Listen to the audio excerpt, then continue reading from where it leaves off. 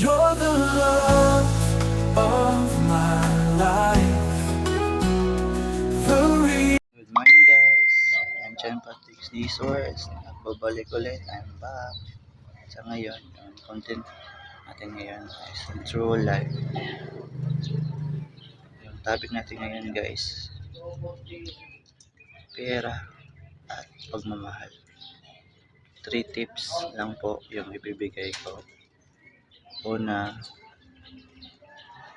importante naman yung pera.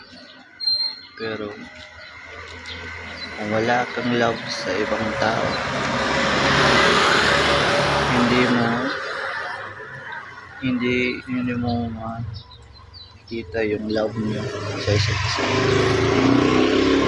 Dahil sa pera din guys, maraming kakilala mo na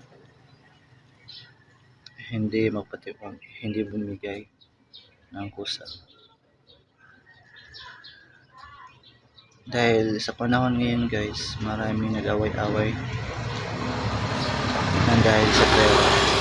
Oo, totoo yun guys. Kung sa akin din guys, tip number 2, dapat pantay-pantay din. May love, 50% sa love, 50% sa pera. Kasi guys, yung pera importante ngayon na year. Kasi walang pera tayo, hindi tayo makakain. At saka importante din guys na may love tayo sa isa't isa, sa kapwa tao. At sa isa lang yung nasasabi ko guys, tip number 3, importante, tatawag tayo ng Panginoon. Kasi yung Panginoon nandiyan parati para sa atin. Please support my YouTube channel, Suarez Mix Vlog. Marami pa akong i-share sa inyo guys, at saka real life. Gusto ko din makatulong sa ibang tao na ma-realize nila na importante yung pagmamahal.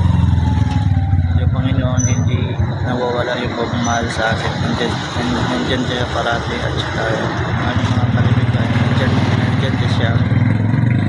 Yung mga kasalanan natin, binibigyan tayo ng second chance, second life para magbago. Alam yung sabi ko kayo guys, God save, God is